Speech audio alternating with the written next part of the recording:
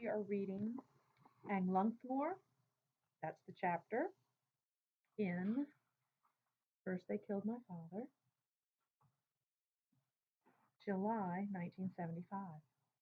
I wake up to find that we have stopped and all the families are getting off the truck. The village representatives have a few words with the truck driver before he drives away, leaving us in the middle of nowhere. All around us, green mountain peaks jut into the gray sky. July is the midpoint of the rainy season.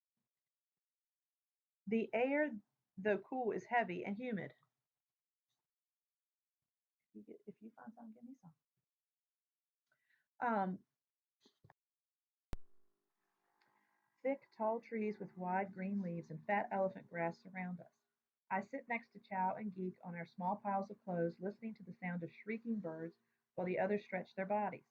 A few feet away, Pa and the fathers of the four other families who came with us on the truck listen to the representatives as they give out instructions. We have to walk from here up to the mountains, Pa tells us. Pa picks up Geek and carries her on his back. Choi, Meng, Kiev, and Kim gather up our bundles of clothes and follow the representatives as they lead us to a small hidden trail up the mountain. Chow and I hold Ma's hand and trail behind the other families. I try to run to be up near Pa in case there are snakes or wild animals who eat young children in the mountains, but pebbles and rocks slow me down by getting in my flip flops, forcing me to shake them out every few minutes. We hike up the narrow path in silence. By nightfall, we arrive at our destination. The village chief takes all five families to his house and gives us rice and fish for dinner before the adults leave to hear further instructions. Afterward, he leads us to a little hut behind his house that is to be our new home. The hut sits on four wooden legs raised 3 feet off the ground. Its roof and walls are covered with bamboo leaves and straw. This village is called anlungthmor, and we will live here for the time being, Pa informs us that night. Depending on when the truck arrives with the supplies, every week or two the chief will ration each family salt, rice, and grains. To supplement these rations, we will grow a vegetable garden in the back of the hut. Remember, do not talk about Phnom Penh. There are Khmer Rouge soldiers patrolling the village, reporting our activities to the Ankar. From now on, we are country folks just like everybody here. Our whole family sleeps together, lined up like sardines under a big mosquito net in the house. We huddle together to keep warm. On the second night, I become sick and have a terrible fever. My body aches all over and I throw up a lot. I feel hot and cold. I cannot sleep and have no appetite. Ma wraps me up in many layers of blankets, but still I cannot get warm. When I am very hot, I see ghosts and monsters coming to kill me. My heart races, causing searing pains to shoot up my spine and burn my flesh. I am scared of the monsters and run to get away, but no matter how fast or how far I run, I can never escape them. When I come to, Ma tells me that Kim and Chow were also sick and had the same nightmares of being tracked down and killed by monsters. It's the mountains and the weather, Pa tells us. We will get used to it eventually. We have to watch what we eat. There are no doctors or medicines here, only homemade remedies. Pa should tell the mosquitoes to watch what they eat. They are the wicked things that make us sick. So they probably have malaria because that is um, spread by mosquitoes. Oh, thank you. Mm-hmm. Mm. Oh, you want these?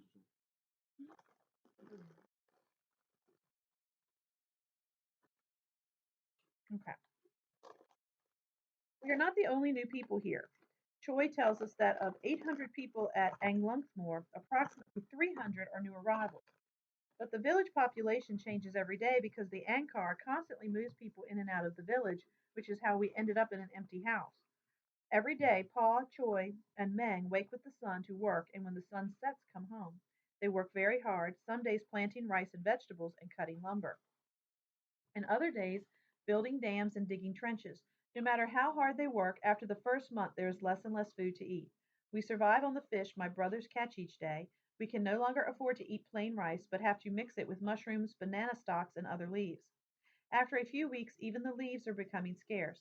Ma tells us only to pick the old, dark green leaves and not the light green ones in our garden. She says that we need the light green leaves to grow, thus giving us more food. When we catch animals, we eat everything: the feet, the tongue, the skin, and the innards. One day, Kim comes home grinning from ear to ear because he has caught a small wild bird. Ma smiles widely and pats Kim's head before taking the bird from him. Kim has tied its legs together, but it struggles and tries to peck at Ma's hand. Go fetch a bowl and a knife quickly, Ma tells Chow. She takes the bird's wings and crosses them against each other on its back. With its wings secure, Ma instructs Chow to place the bowl under the bird.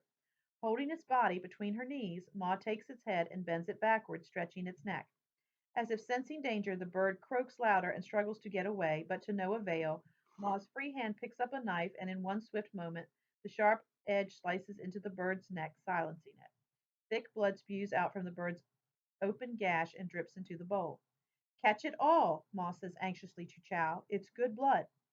Chow picks up the bowl and brings it close to the wound to catch all the blood. Put it in a cool place in the shade so it will congeal faster. We can make rice soup with it. Tonight we will have a good dinner. Ma announces, smiling and finally letting go of the bird. Though dead and drained of blood, its body shakes violently in the dirt. Poor bird, I whimper, reaching over to softly pet its feathers. Its blood stains my hands, but I continue to pet it until its trembling body becomes completely still. Eventually, food becomes so scarce that the village chief sends Mang Choi and the other young men to the top of the mountain to dig for wild potatoes, bamboo shoots, and roots to feed the village. Each week they leave on Monday and return exhausted on Wednesday or Thursday.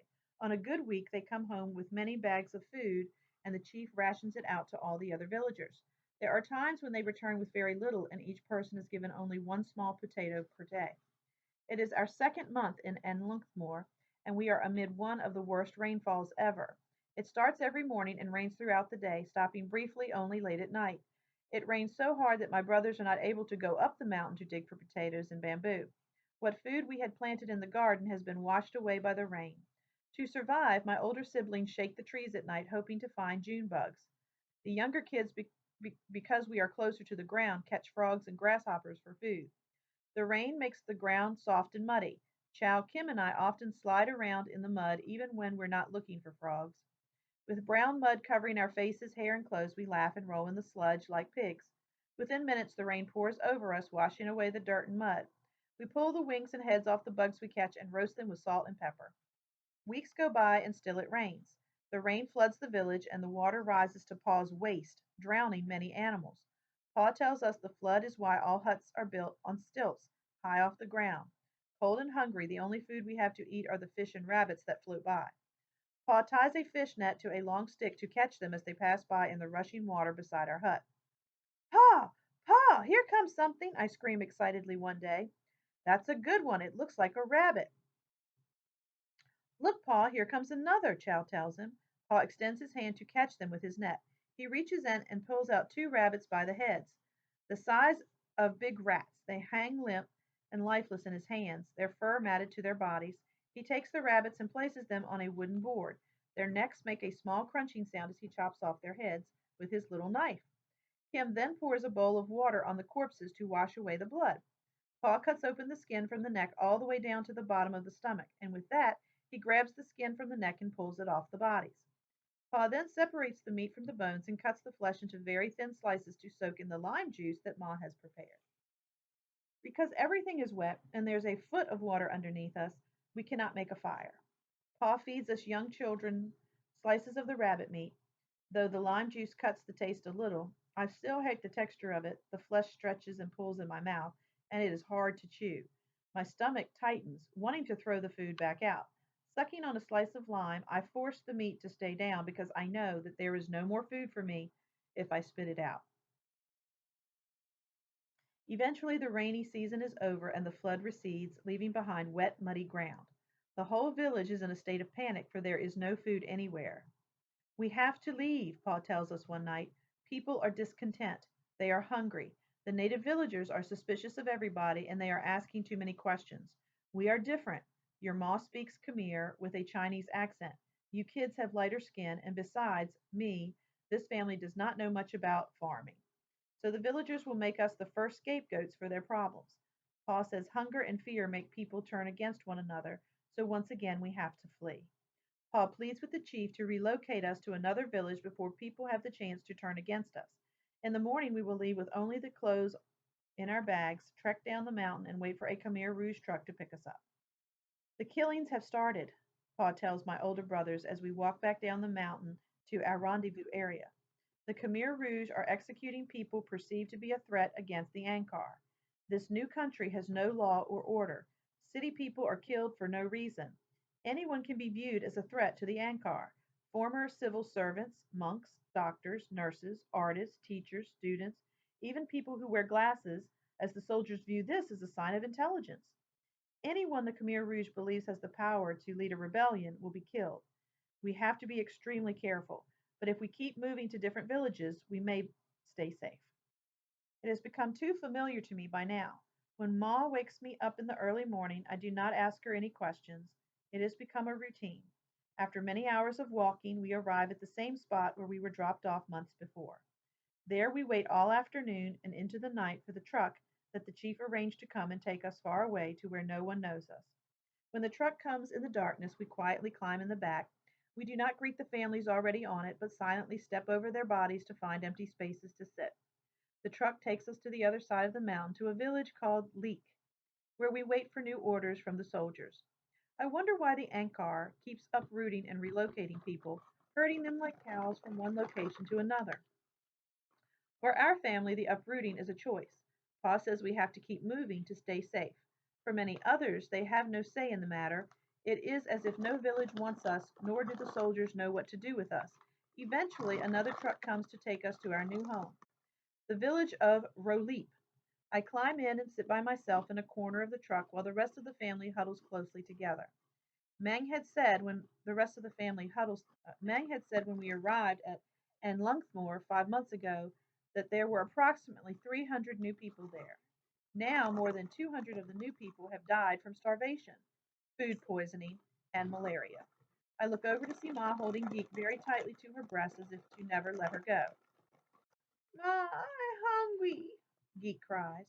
Shh, it's going to be okay soon. Hungry belly a horse, Geek continues to cry. I love you very much and I will make things better. When we get back home, we will go to the park and get you your favorite food. We'll get some Chinese pork dumplings. Won't that be fun?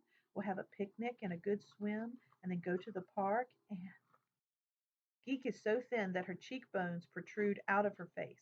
Her cheeks are now hollow, her skin hangs on her bones, and her eyes are dulled with hunger.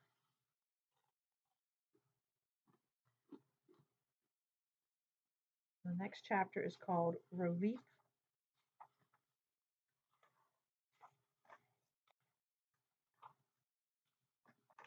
Okay, November 1975. 7 months after the Khmer Rouge forcefully evacuated us from our home in Phnom Penh, we arrive in the village of Roleep. It is late in the afternoon. The clouds separate in the sky and the sunshine shines beams of white light on our new home. Roleep looks like all the other villages we pass through on our travels. Surrounded by the jungle, it is green and lush during the rainy season and dusty and flammable during the dry season. Looking up at the sky, I smile and thank the gods for giving me a safe arrival. This is our third relocation in 7 months. I hope we will stay for a while. So it's only been 7 months. The Khmer Rouge is in control for 5 years, and in those 5 years, 200 million, no, 2 million, 2 million people perish.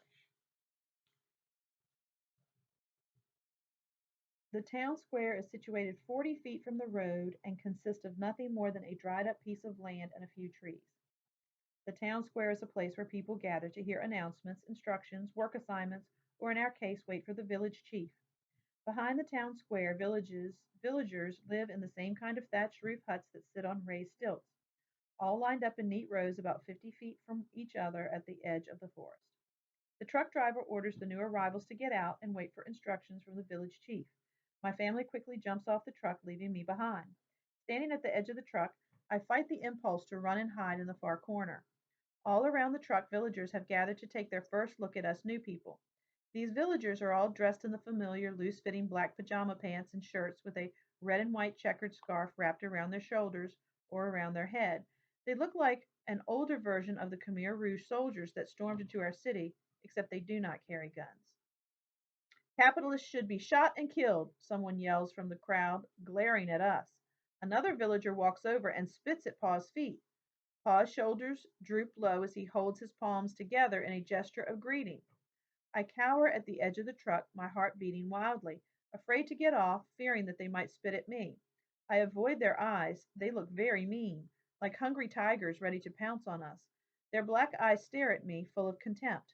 I don't understand why they are looking at me as if I'm a strange animal, when in reality we look very much the same. Come, you have to get off the truck, Pa says gently to me. My feet drag my body cautiously toward his open arms. As Pa lifts me in his arms, I whisper in his ear, Pa, what are capitalists? Why should they be killed? Saying nothing, Pa puts me down. There are 500 base people already living in Roleap. They are called base people because they have lived in the village since before the revolution. Most of them are illiterate farmers and peasants who supported the revolution. The Ankar says they are model citizens because many have never ventured out of their village and have not been corrupted by the West. We are the new people, those who have migrated from the city. Peasants who have lived in the countryside since before the revolution are rewarded by being allowed to stay in their villages. All others are forced to pick up and move when the soldiers say so. The base people will train us to be hard workers and teach us to have pride in our country. Only then will we be worthy to call ourselves Khmer. I cannot comprehend why they hate me or why capitalists must be killed, but this will have to wait. I walk over and take hold of Chow's hand, and together we follow Ma to the gathering at the town square. When I ask Kim what a capitalist is, he tells me it is someone who is from the city. He says the Khmer Rouge government views science, technology, and anything mechanical as evil and therefore must be destroyed. The Ankar says the ownership of cars and electronics such as watches, clocks, and televisions created a deep class division between the rich and the poor. This allowed the urban rich to flaunt their wealth while the rural poor struggled to feed and clothe their families.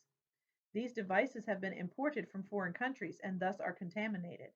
Imports are defined as evil because they allowed foreign countries to a way to invade Cambodia, not just physically, but also culturally. So now these goods are abolished. Only trucks are allowed to operate, to relocate people, and carry weapons to silence any voices of dissent against the Ankar. Shuddering at Kim's explanation, I nestle closer to Chow and lean my head on her shoulder. While we wait for the chief, other trucks full of migrants continue to arrive. By the end of the day, approximately 60 families, about 500 new people, now fill the town square. As the sun lowers itself behind the tree line, the chief finally makes his appearance to the crowd of new people. He is as tall as Pa, with an angular body and cropped gray hair that sits straight on his head like dense jungle bushes. Where his eyes should be are two dark pieces of coal separated by a sharp, thin nose, below which are thin lips that spit out saliva. The chief walks in a slow, casual stride, hands and legs moving precisely, deliberately. The black pajama pants hang looser on his body than those on the two soldiers who follow behind him. There is nothing remarkable about him except that he is able to command the two men who wear rifles slung across their backs. In this village, we live by strict rules and regulations set for us by the Ankar. We expect you to follow every rule. One of our rules applies to how we dress. As you see, we wear the same clothes. Everyone wears his or her hair in the same style. By wearing the same thing, we rid ourselves of the corrupt Western creation of vanity. He speaks in the heavy accent of the jungle people, which is hard for me to understand. With a flick of the chief's wrist, one soldier walks up to a family. He reaches out and takes a bag from a woman. She lowers her eyes as the bag slides off her shoulder. He rummages through the bag and looks in disgust at the colorful clothes inside. He dumps the contents of the bag in the middle of the circle of people. One by one, this is repeated. Bags upon bags of clothes belonging to all the families in the square are dumped into a pile. Lying on top of the pile is a pink silk shirt, a blue jean jacket, and brown corduroy pants, all remnants of past lives to be destroyed. Before the soldier even approaches, Ma has gathered all our bags and put them in a small pile in front of our family. The soldier picks up our bags and begins to throw our clothes onto the pile. His hand reaches into one bag and pulls out something red. My breath quickens. A little girl's dress. He scowls as if the sight of such a thing turns his stomach, then balls up the dress in his hand and throws it on top of the pile. I follow the dress with my eyes, focusing all my energy on it, wanting desperately to rescue it from the pile. My first red dress, the one Ma made for me for the New Year's celebration. I remember Ma taking my measurements, holding the soft chiffon cloth against my body, and asking me if I liked it. The color looks so pretty on you, she said, and the chiffon material will keep you cool. Ma made 3 identical dresses for Chow, Geek, and me. All had puffy sleeves and skirts that flared above the knee. I do not know when the soldier finishes dumping all the clothes onto the pile. I cannot take my eyes off of my dress. I stand there with Ma and Pa on either side of me. My insides are tied up in knots. A scream claws its way up my throat, but I push it all down. No, not my dress. What have I done to you? I scream in my head, tears welling up in my eyes. Please help me. I don't know if I can handle it anymore. I don't understand why you hate me so much. I grind my teeth so hard the pain in my throat moves up to my temples. My hands clench in fists. I continue to stare at my dress. I do not see the soldier's hand reach into his pocket and retrieve from it a box of matches. I do not hear his finger strike a match against the side of the box. The next thing I know, the pile of clothes bursts into flames and my red dress melts like plastic in the fire.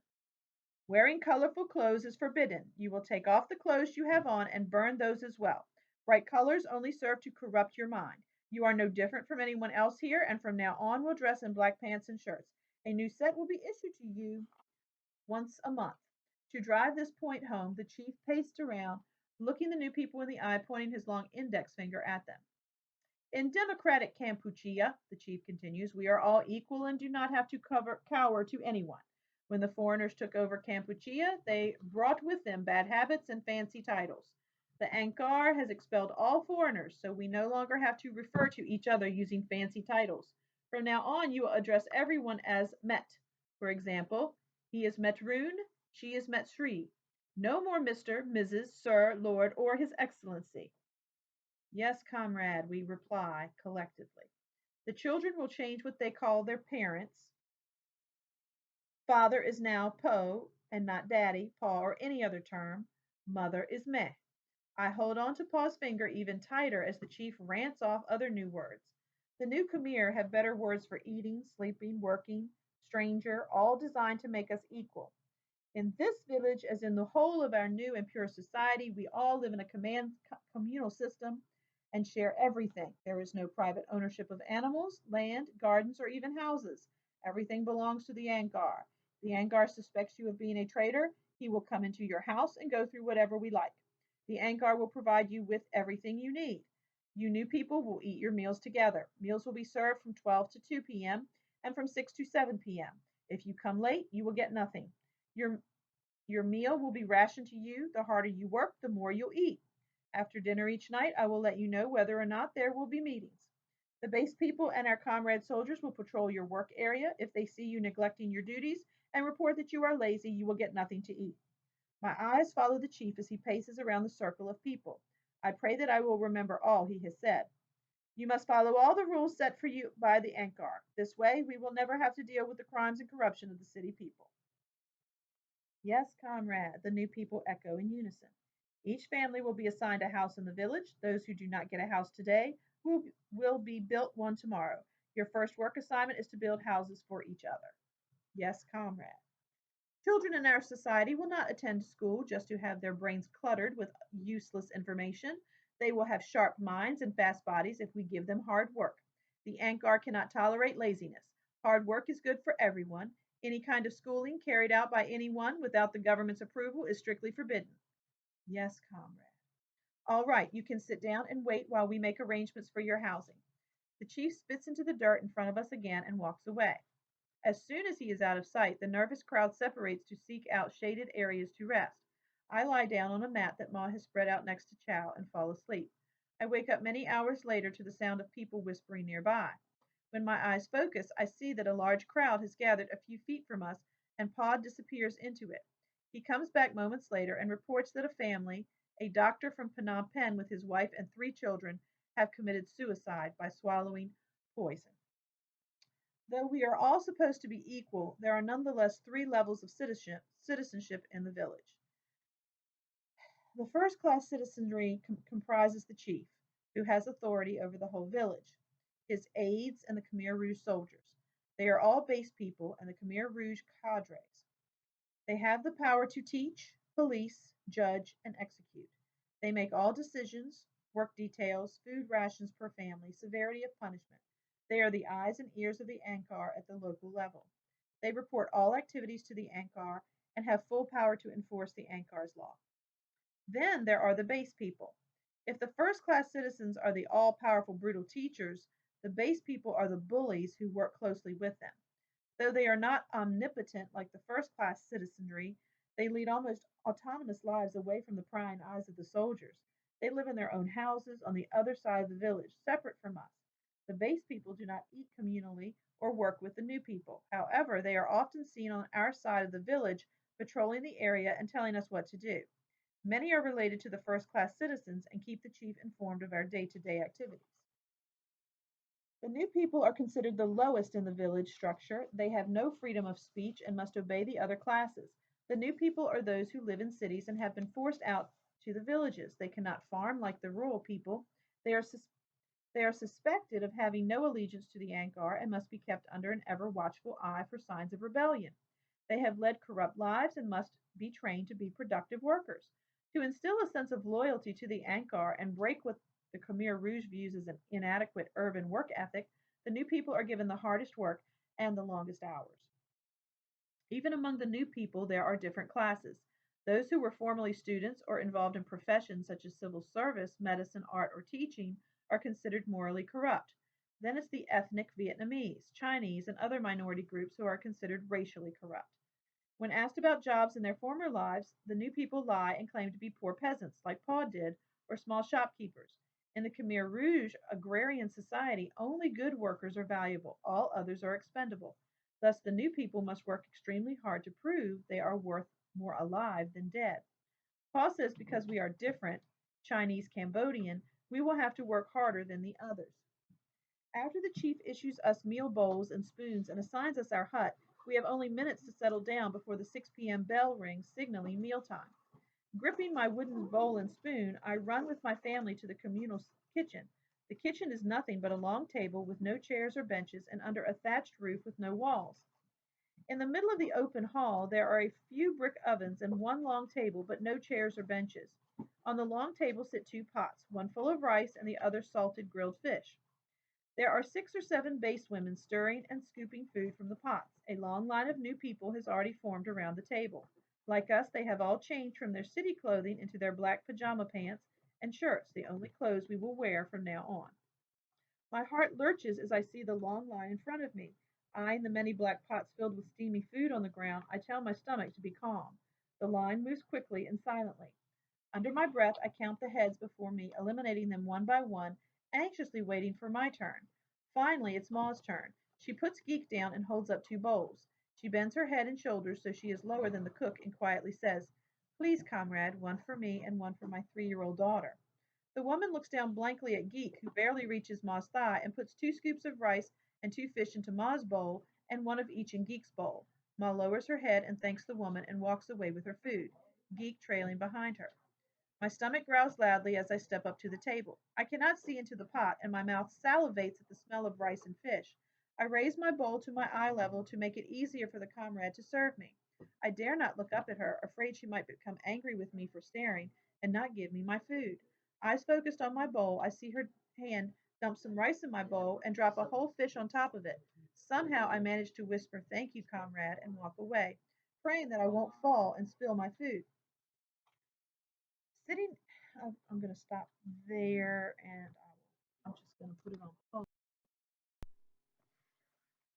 Sitting in the shade underneath a tree, our family eats the food together.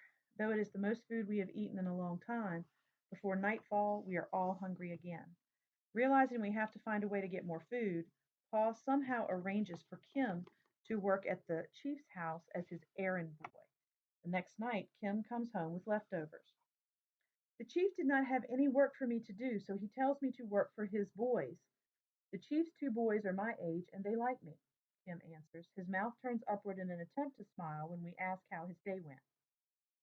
They boss me around and I always have to do jobs and errands for them, but look what they gave me. They said that from now on I can take their leftovers home. We stare unbelieving at the rice and meat Kim displays on the table. "You did a good job, little monkey," Ma tells him. Their leftovers are a feast. white rice and chicken. Look, Pa, there's even meat left on the chicken. I yell excitedly, staring at the juicy shreds of meat still clinging to the chicken bones. Quiet! We don't want others to hear us, Ma cautions me. Hungrily, my siblings gather around Pa, our bowls in hand. One by one, Pa scoops up some rice and gives us a piece of bone. When it is my turn, he gives me the piece with the most meat on it, the breastbone. I walk over to the corner of the hut and proceed to pick the meat off until finally there is no more. Then I chew on the bones to get the flavor and bone marrow out. That night I go to sleep with a full stomach. Over the next few weeks, Kim and the chief's children become fast friends, and they allow Kim to bring us their leftovers every night. It is clear from the red marks on his face, cheeks, and legs that Kim suffers abuses from his new friends, who spit at him and beat him. However, at 10 years old, Kim knows he has to endure their cruelty to help feed his family. Each morning, as he walks off to the chief's house, Ma watches and whispers, My poor little monkey, my poor little monkey. In appearance, Kim is beginning to look more and more like a monkey. His black hair is sheared close to his head and thinned from malnutrition, exposing his large forehead. Brown skin stretches over his gaunt face, making his eyes and teeth appear to bulge too big for his young boy's face. Though I lower my head as his black clad figure disappears, I am grateful for the extra food he brings us. My stomach knots each time I look at Pa's face as he receives the food from Kim. Pa is now so thin that his face is no longer the shape of a full moon. His soft body is emaciated, making him wince when Geek tries to crawl onto his lap. The round belly that I once loved to wrap my arms around is caved in, showing his rib cage. Yet he always takes the last and smallest portion of the leftovers. He eats the food tentatively, as if forcing each bite down, when his heart wants to spit it back out. At times, his eyes linger for many minutes on the fresh bruises on Kim's face, and he swallows even harder, trying to make the food go down.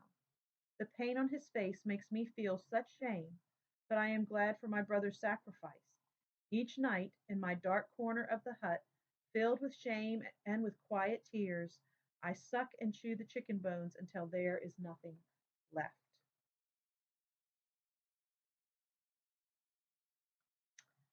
So, in your journal, I want you to respond to the question of, could you do what Kim is doing for his family? So, think of the cruel behavior. Think of boys and girls his age, 10, 11, 12 year olds, and how cruel, if you remember, that age can be to each other. And he is taking every bruise, every slap, every dark, cruel word from these two boys. But every evening he gets to take these leftovers home that save his family from starvation. It humiliates his dad to the point he can barely eat the food that is brought back to him. And it makes everyone feel shame. And there's nothing they can do about it. So I want you to respond to that. In our new home, we have no time to get to know our neighbors, visit other villagers, take walks, or hold conversations with anyone outside the family. Social contact among the new people is almost non existent. Everyone keeps to themselves, fearing that if they share personal thoughts or feelings, someone will report them to the Ankar. This happens frequently now because turning someone into the chief can reap rewards and favors such as more food or, in some cases, life over death. Because of the extra food Kim brings home, for the first few months, life is better for us in our new environment. My parents, my older brothers, and sister work in the rice field while we younger kids stay behind to work in the community garden. I miss my family and see them only briefly each night when they return exhausted from working 12 to 14 hours in the field. 3 or 4 times a week after dinner, the new people sit through an hour or more of meetings. The village is closed off to the outside world and even to other villages. Mail, telephones, radios, newspapers, and televisions are all banned, so the only news we get comes from the chief. What was the meeting about tonight, Pa? I asked, waking up from my sleep when he comes in late that night. Kissing my forehead, Pa says the meetings are the same as on all the other nights. The chief teaches and explains to the adults the philosophy of the Ankar while all the new people sit and listen. The chief preaches and reveres the achievements of the Ankar, the philosophy of the government, to build this perfect agrarian society where there are no crimes, no deceit, no trickery, and no Western influence. The Ankar says our new society will produce many thousand kilograms of a rice surplus within 2 years. Then we'll eat as much rice as we want, and we will be self reliant. Only by becoming self reliant will the country be master of its own fate. The chief says the country will go through some hard times and not have enough to eat as it stops accepting charities from foreign countries.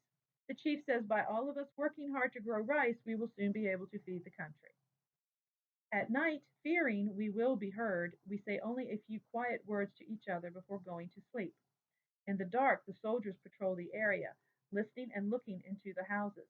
If they hear or even suspect people discussing politics, especially capitalism, the entire family will be gone by morning. The soldiers tell us that the family has gone to a re education camp, but we know they have disappeared, never to be seen again. Day after day, we work 7 days a week. Some months, if we have been very productive workers, we are given half a day to rest. In those hours, Ma and us girls wash our clothes in a nearby stream, but without detergent, they are not very clean. I look forward to those hours off as our special time together. Of the 500 or so new people in our village, there are only 2 or 3 babies among the families.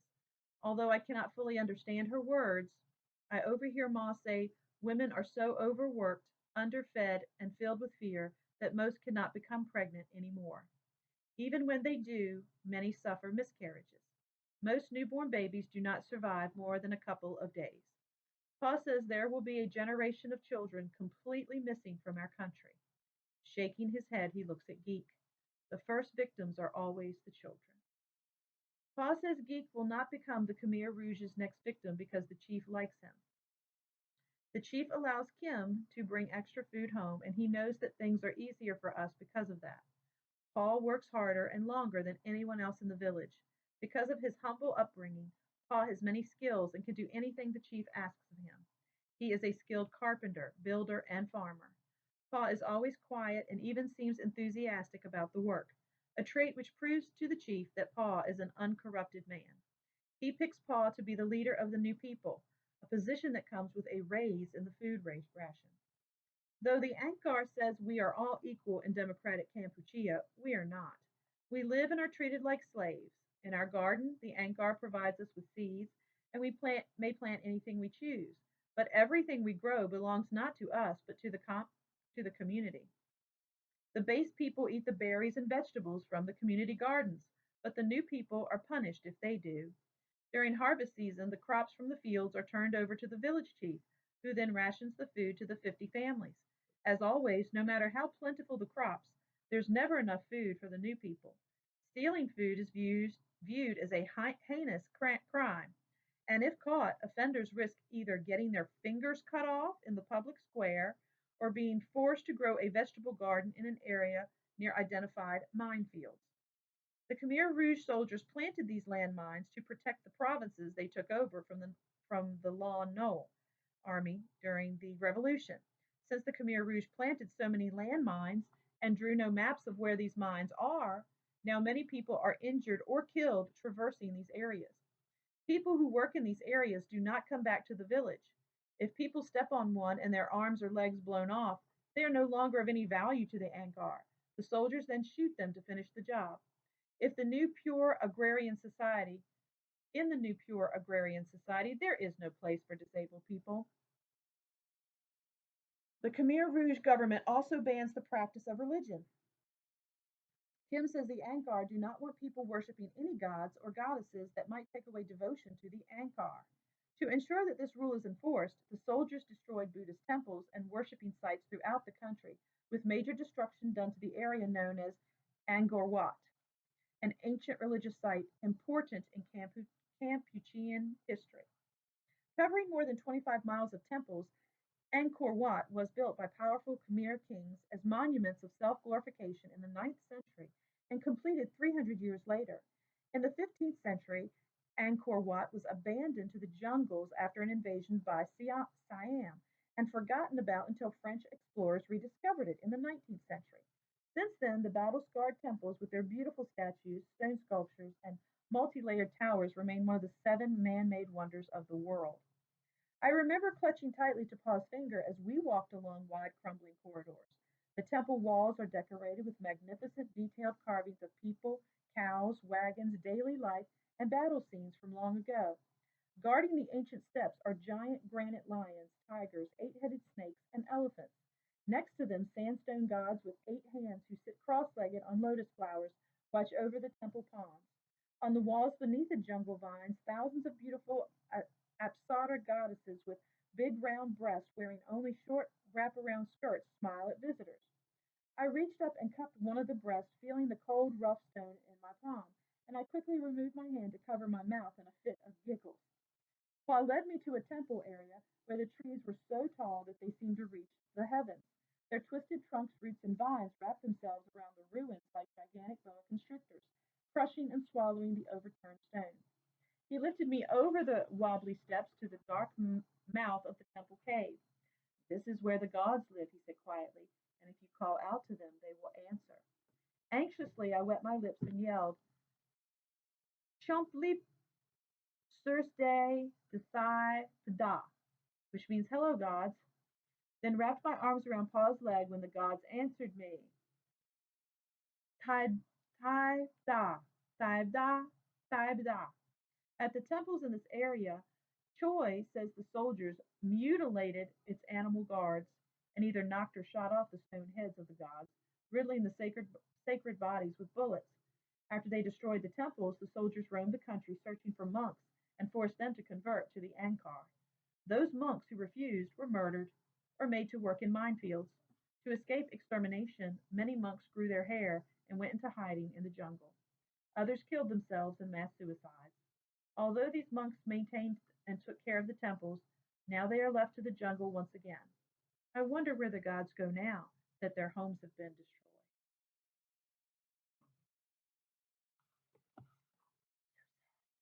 So sad. We will stop there. That is the end of 1975. When we come back, it will be January 1976.